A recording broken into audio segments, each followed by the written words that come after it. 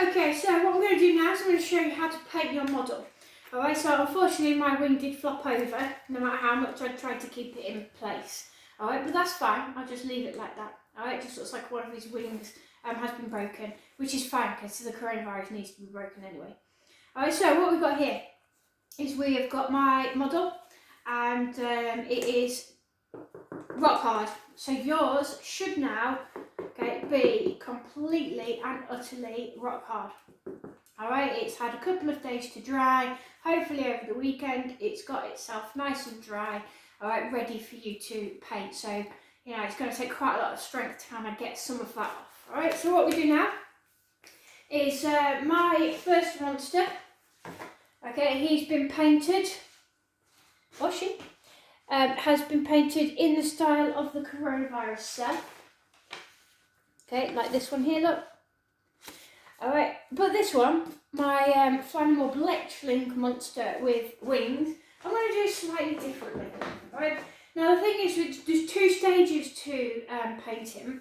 The first one is to get the general basic coat all over the model, and the next one is dry brushing. So what I'm going to show you today is just really obvious, the basic principles of painting when you're painting a monster. And then tomorrow I'll show you how to do the dry brushing, which is again very, very quick. You wouldn't be able to do the dry brushing until the paint is completely dried anyway, so you might be better off leaving that overnight. Alright, so I only ever have, alright, the primary colours, red, yellow and blue, and black and white. I generally only have those colours in the house because you can mix any colour with them. What I do have though is somebody at some point has given me a brown. You can make brown with red, yellow and blue. More often than not I accumulate little test pots of emulsion. Right, so I am well equipped.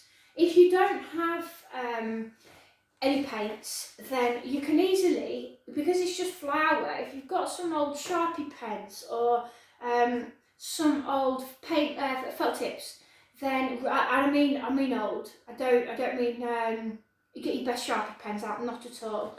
Then you can either just colour the monster in, which would work just fine. It'd be a bit harder, but also if they are really old felt tips, then you can take the felt out inside carefully, but ask parents to make sure that you can do that properly.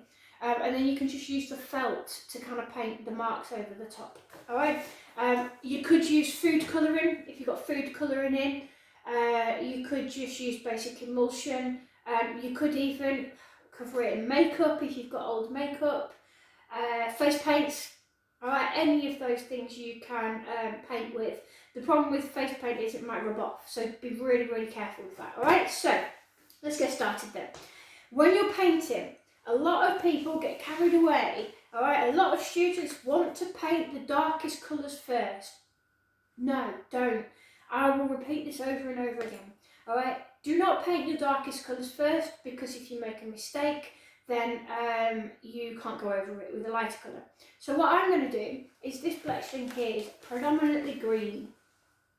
Alright, so I am going to paint the majority of my monster green, but the couple of these spots here, I think I've got 3, I'm going to paint those yellow. My protein stems, I am going to keep them similar to the actual coronavirus spike. I'm going to paint those red. Alright, so we need to work out what's going to be darker, red or green, yellow. So those are the 3 colours that I'm going to be using, red, green, yellow. Alright, so obviously, I'm going to start with yellow. Okay, so this is acrylic paint. If you are going to use acrylic paint, please make sure that you are working on top of paper on your worktop, because it doesn't come out. And if you use poster paint, just make sure you're not getting it anywhere. Alright, so make sure you have covered the area really, really well. Alright, with paper. Now we do, okay, is with this is the best part, alright, of this painting stage, because you don't have to worry about where you're painting. Okay, so you just paint with your lightest colours first. I'm not going to spend the entire session showing you how to paint. Alright, just make sure you're getting all of your paint into every nook and cranny. Okay?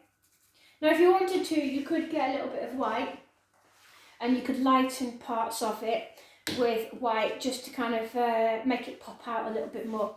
But I'm not going to do that because I'm going to dry brush over the top to make it look rugged like the coronavirus cell. Alright, so I'm not going to worry too much about those different shades. Alright, so paint that over. So these are the three lumps that I put on my little monster. Okay, and you know, I might maybe get a bit more yellow. Maybe I can do his funny little eyebrows yellow as well. Always start off, I know it sounds obvious, but always start off with less paint on your palette or on your piece of paper or on your cardboard. Alright, then you think, because then it doesn't go dry. Okay, so when you've got your lightest colour out, make sure that you're painting everything that you want that lighter colour. Okay, and try not, see like here, I've got an amazing flower drip there. That is going to look fantastic when I dry brush over that. Oops, and make sure you don't do what I just did then, snap it off. Okay. That's a shame. Okay, and then get right underneath this next one as well.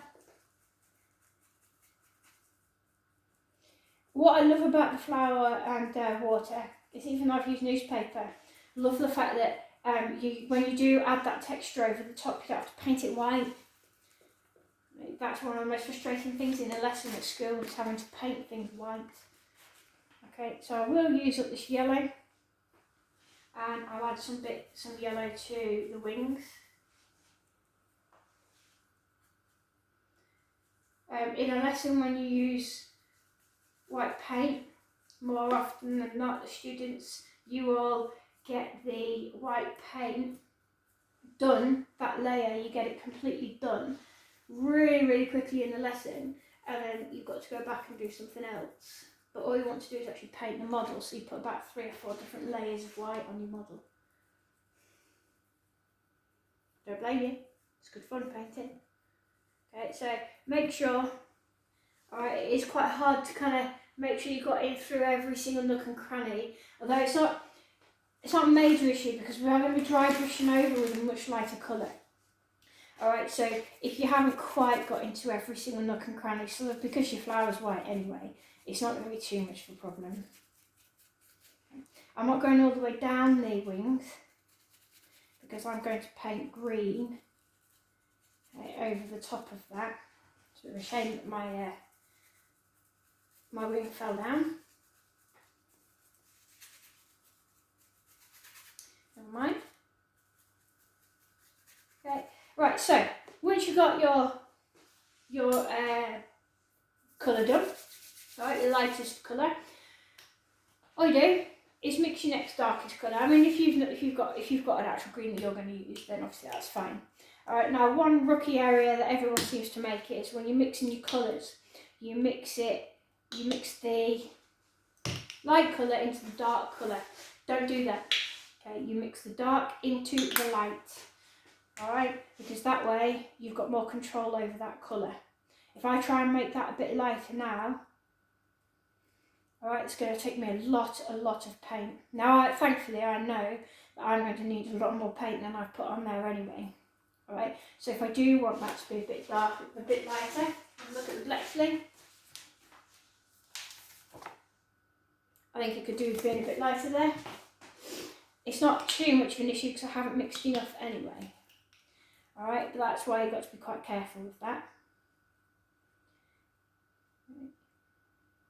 Alright, and all we do, obviously I don't need to wash my paintbrush in between because yellow and blue make green.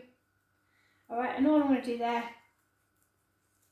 is now just very quickly go over and paint the whole monster green. Now as I move closer to these little blobs that I painted white, I'm not going to try and get really close to them. Okay, I'm just going to go around them, and I'll get a smaller paintbrush in a bit just to finish it off. Okay, and then once I finish with that green, alright, I'll then move on to the red on the protein spikes. Okay, so have fun painting your Flanimal COVID monster. Just basic colours. Now again, you can add tone if you want to add tone to it. What I will do is, as I move closer to the mouth, the eyes, is I will put in there a bit more either blue. I might even add a touch of black to make that a bit darker, so that then it looks like that they're going in even more than they currently are. Okay, whoops. I look forward to seeing you tomorrow when we're going to do the dry brushing.